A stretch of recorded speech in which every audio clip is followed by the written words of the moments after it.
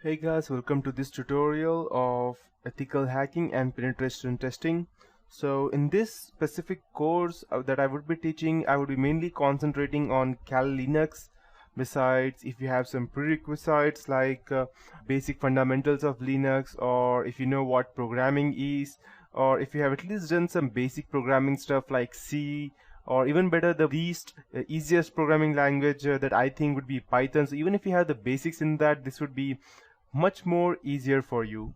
So before I start with any of this process, I'd like to ask one question, that what is ethical hacking? If you are talking about as to getting into someone's or invading someone's privacy, that is not called as ethical hacking. It's just hacking, and hacking can never be ethical. So hacking means to go ahead and gain someone's personal information, and if you define the term as ethical hacking, then ethical means doing it for the right purpose. But when you are going ahead and invading someone's privacy, that cannot be considered as ethical, no matter what good you are trying to do.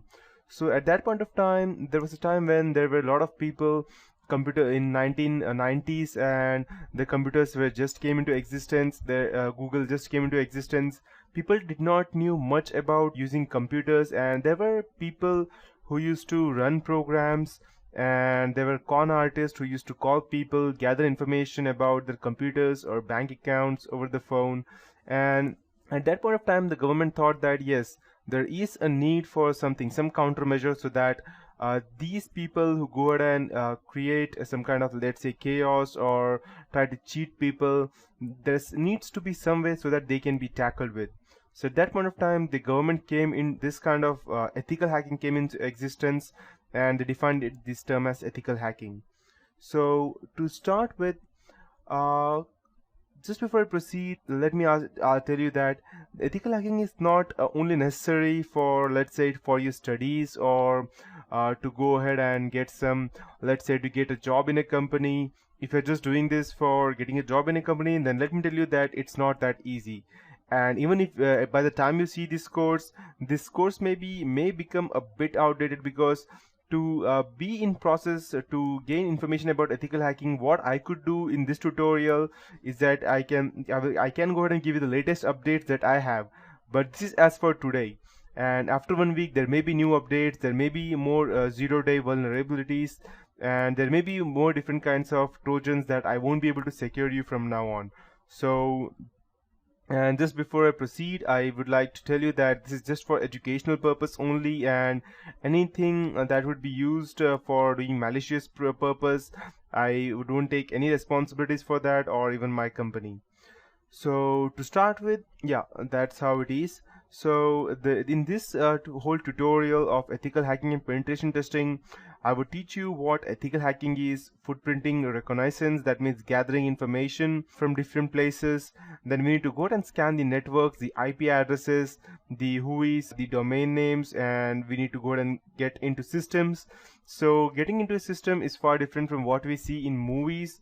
It's not like we can just go ahead, and if you see some movies like, let's say, The Matrix, which was very famous, or if you go ahead and see the Hackers movie, or if you see any movie in which they show that okay, this guy is a hacker, so you can see them that they just go ahead, type some random stuff into computers or cell phones, and yes, it is hacked. But no, in reality, that is far away from different.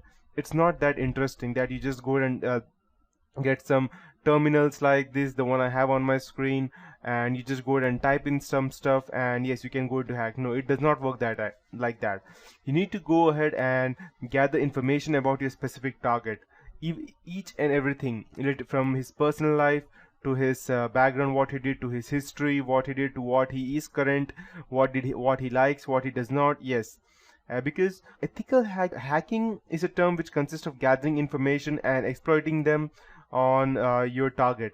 But ethical hacking is not only to save yourself or your customer to whom you would go and save from getting, let's say, getting indicted from the specific hacker. It's also about attacking them. So you might be thinking that why do we need to attack someone? If you go ahead and try to penetrate someone else's organization, then it is unethical, right? Yes, that is unethical. But if you get the permission, then it is not.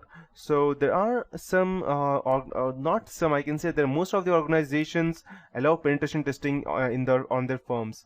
The reason being that they need to know that if there are some hackers out there, and so how could they go ahead and save themselves from them. So they go ahead and authorize a penetration tester, someone like me or someone like you who would become after going through this whole project of mine. So once you go through this project, you will become some kind of an ethical hacker, but you need to keep yourself updated and you need to go ahead and practice continuously, and there is no actually stop for this ethical hacking.